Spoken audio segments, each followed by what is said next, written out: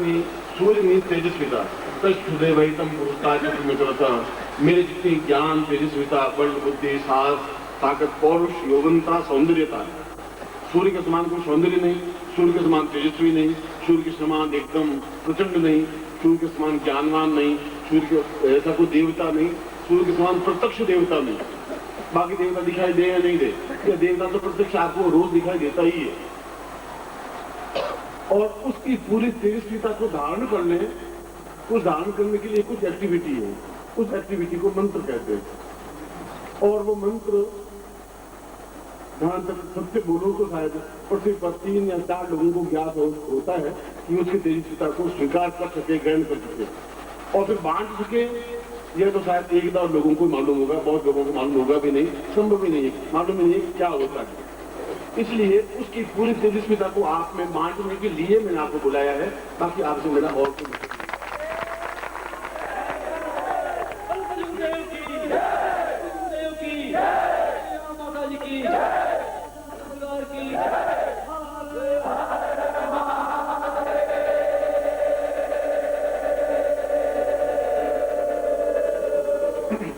हम इसको ग्रहण कहते हैं और ग्रहण का अर्थ होता है स्वीकार करना। आप भोजन ग्रहण करिए, हम कहते हैं आप जल ग्रहण करिए।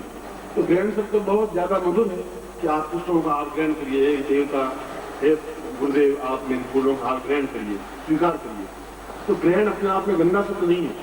ग्रहण का अर्थ है कि वह सबको दे रहा है, आपने मूर्खता है, ये आपके पास ऐसे गुरु नहीं है, ये आपका दुर्भाग्य है कि आप घर में बैठे हुए हैं और ऐसे गुरु रहे भी नहीं है। बिल्कुल दो टूक कहता हूँ कि जो उसकी तेजस्विता को प्राप्त कर सके, पहले अपने ऊपर झेल सके और फिर बांट सके।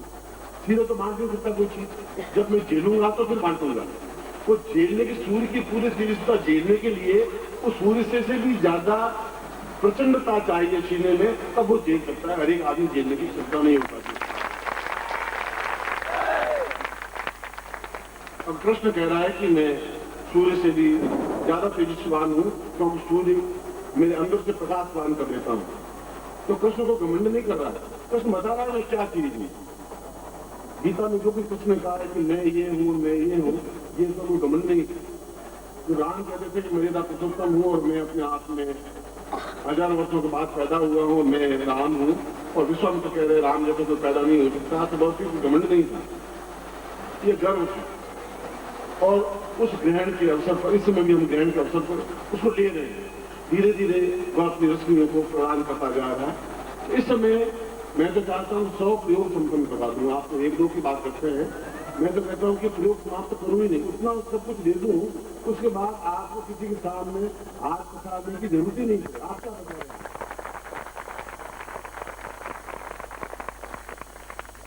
और सबसे ज्यादा दुख अगर मुझे तब होता है कि मेरा शिष्य जब हाथ पसारता है रोग मुक्ति के लिए या धन के लिए, तब मन में वेदना होती है कि तुम कैसा गुरु है, फिर तुम गुरु क्यों बने।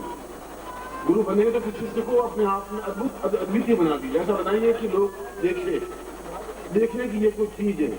आप गुरु से कह सके कि मैं कुछ हूँ, पर्सनलिटी हूँ, मैं अपने आप में नहीं हूँ, ये चीज बनने की क्षमता प्रत्येक में प्राप्त नहीं हो पाती। इसीलिए इस ग्रहण काल में मैं उन प्रयोगों को संपन्न करवा रहा हूँ। मुझे प्रयोग तो बहुत ऊंचे स्तर के प्रयोग संपन्न करवाने चाहिए और करवाए, नवरात्रि में भी संपन्न करवाए हैं। और देखा होगा कि मैंने अधिकतर सिद्धाश्रम से संबंधित प्रयोग संपन्न करवाए। एक प्रयोग को पहले भी करवाया, उसके बाद फिर करवाया, चौथी बार भी करवाया, 5वीं बार भी करवाया। मैं कुर्ते को तब तक धोता रहूंगा तो बिल्कुल सफेद जख्मी हो जाएगा। आपका हृदय, आपका शरीर, आपका इतना मेल भरा हुआ है, इतने जन्मों के पास है, आपकी पत्नी का पाप आपके पास है, आपके पुत्रों का है, आपके परिवार का है, आपके संबंधियों का है, पिछले जीवन का है, ये सब पाप है, सब आप भुगत रहे हैं, रोग से, ऋण से, कष्ट से, पीड़ा से। और मैं हर बार उसमें से काफी कुछ कम करने की कोशिश करता हूँ। उतनी हो पाती है जितनी आप मुझे श्रद्धा रखते हैं। कम श्रद्धा रखते हैं कम हो पाती है, ज्यादा श्रद्धा रखते हैं तो ज्यादा हो पाती है। जब गुरु तुमसे मिल गए और फिर तुम अलग जिंदा रह गए तो तुम शिष्य बन भी नहीं सकते, कुछ नहीं हो सकता। शिष्य गुरु से अलग हो ही नहीं सकता। एक सिक्के को दो टुकड़े नहीं कर सकते। एक सिक्के का पृष्ठभूमि है, एक सिक्के का अग्रिम भूमि भी है। एक सिक्के के दो टुकड़े, ये पिछला भाग, ये अगला भाग, दो अलग अलग हिस्से नहीं हो सकते। इसलिए गुरु का शब्द अलग अलग बन भी नहीं सकता। गुरु ने कहा से रुक गया, वो शिष्य नहीं बन सकता। फिर भी मैं आप ग्रस्त हैं, मैंने श्रीनाथ जी ने देखा है, उन शिष्यों को देखा है, उनकी आतुरता देखी है, उनकी प्रसन्नता देखी है, उनका वेग देखा है, उन सन्यासियों को देखा है। समाज कुछ नहीं करता है, आप डरते हैं समाज से, समाज आपसे मिलकर बनता है। समाज आपको क्या बिगाड़ देगा, क्या सुधार दिया, अब तक आपको क्या दे दिया समाज को जो आप डर रहे हैं, क्या कहते हैं? समाज का मतलब है जो आज है वो हमारा है, तो समाज कहते हैं। जो आज कर लिया वो समाज है, जो कर लिया तो कर लिया, देखा जाएगा समाज का नाम कर लेना, निकाल दो घर से निकाल दो। आज हिंदुस्तान से बाहर निकाल नहीं सकते, फांसी दे नहीं सकते, फिर से चिंता ही नहीं है, कोई बात नहीं। दो बात है, कोई नर्सिंग राज भी नहीं कर सकते।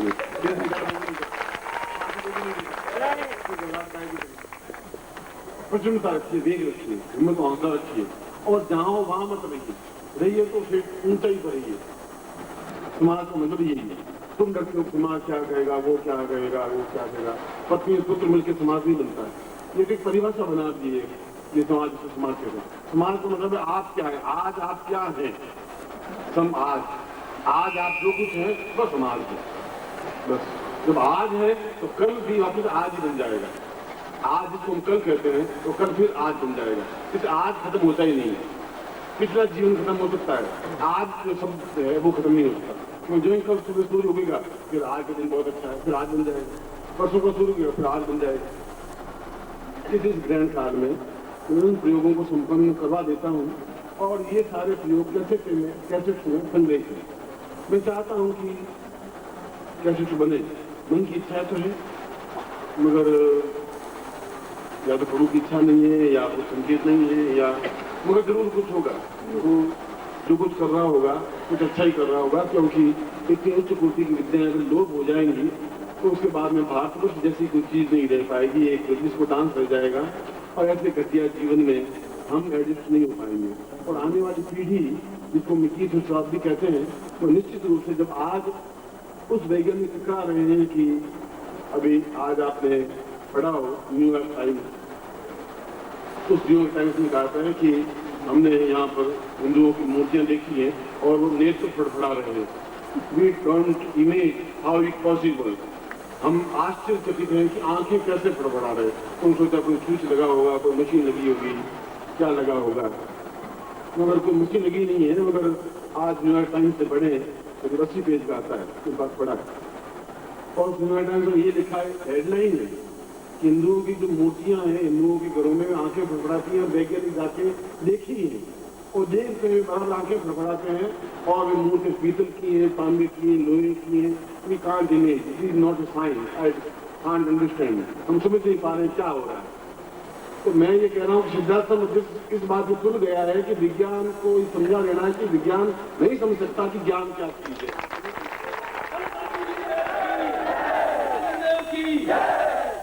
अगले 4 साल नहीं करना है। मैंने पत्रिका में चाहता है कि इस तारीख को सारी मूर्तियों के कद बढ़ेंगे। जो मूर्ति 1 फुट की वो 1.5 फुट की बनेगी, मंदिरों में मूर्तियां वो बढ़ेंगी। पत्रिका में चाहता है आप उस बात को देखो। तो विज्ञान क्या जवाब देगा, सब ज्ञान का क्या जवाब होगा, विज्ञान कहाँ खड़ा होगा, विज्ञान हमारे पास कहाँ प्रसंग आएगा। उस समय जब 20 शताब्दी में तुम सबसे आगे की प्रसंग में खड़े रहोगे, क्योंकि तुम्हारे पास ज्ञान होगा। इसलिए मैं तुम्हें तैयार कर रहा हूँ।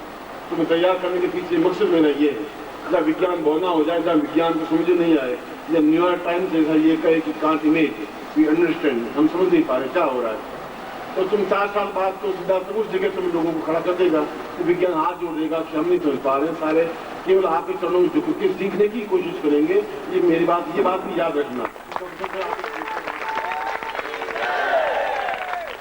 और आप लोग इसलिए होंगे, आप मेरे शिष्य हैं, और इस बात का मुझे गर्व है, इस बात का मुझे फख्र है, इस बात के मुझे स्वाभिमान है कि आप मेरे शिष्य हैं। मैं आपको सिखा रहा हूँ और उन क्षणों में बुढ़ा रहा हूँ जहाँ मुझे आपको बुढ़ाना चाहिए, और मैं वह ज्ञान व चेतना इस कागजों पर, पृथ्वी पर, आपके हृदयों पर जीवित जागृत व्यक्तित्वों को तैयार कर दूँ ऐसा इच्छा, ऐसी इमेज रहती है। इसलिए हर बार मैं तो सोचता हूँ कि छोड़ दूंगा सब कुछ अभी ये, क्योंकि अपना खुद का स्वाध्याय लेखन बहुत हो चुका है, बहुत कर चुका है। संन्यास जीवन को भी बहुत देख चुका, गृहस्थ जीवन को भी बहुत ऊंचाई पर देख चुका। इससे ऊंचाई गृहस्थ जीवन की नहीं बन सकती, वहां तक पहुंच चुका। इससे ऊंचे संन्यास जीवन की भी नहीं पहुंच सकती। आज के संन्यासी जीवन को यदि आप कहें कि मैं निखिल स्वामी का शिष्य हूँ, अगर इतना कह दें तो ऊंचे से ऊंचे योगी भी आपके चरण पकड़ के आंसू से भिगो देगा, आपके चरण भिगो देगा।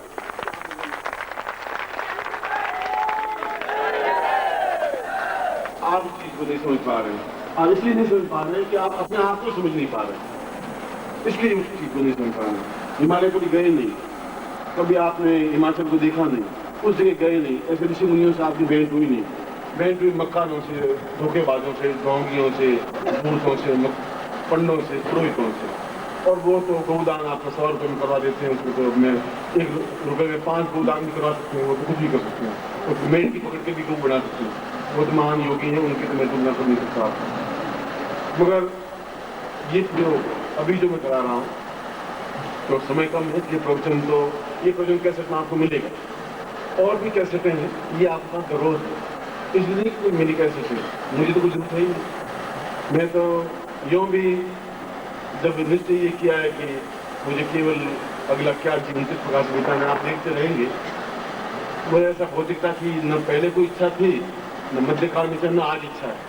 न ड्राइंग रूम में कोई अच्छा लगता है, न कोई कूलर में एसी में अच्छा लगता है। चट्टान पे आज मुझे सुला दे तो शायद ज़्यादा गहरी नींद आ पाएगी, और आपको यहाँ पर आराम से बैठे हैं।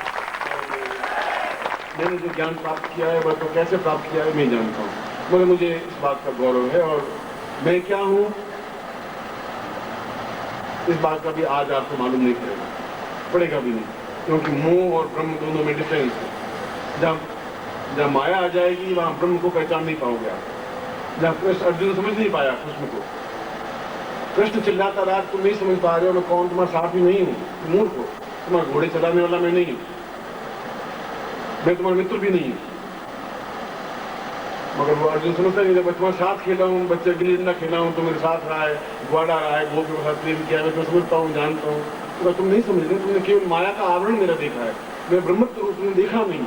वो ओरिजिनल मेरी वो है, ये तो केवल एक आवरण है, इसलिए कि लोग मेरे पीछे एकदम से गिरे नहीं। पूरे गीता का सार यही है। और जब 11 विराट रूप देखा तो अर्जुन को समझ में आया कि मैं कितना पागलता की इतने महापुरुष जगतवंदे गुरु को मैं केवल साथ ही समझ बैठा।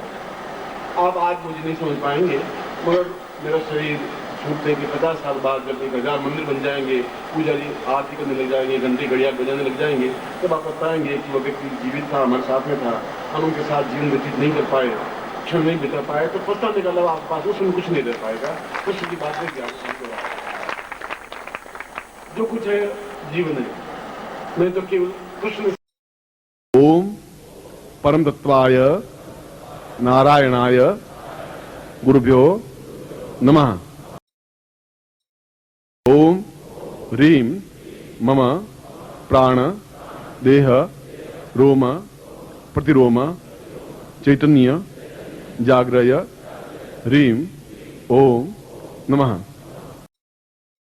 ओम भूर्भुवः स्वः तत्सवितुर्वरेण्यं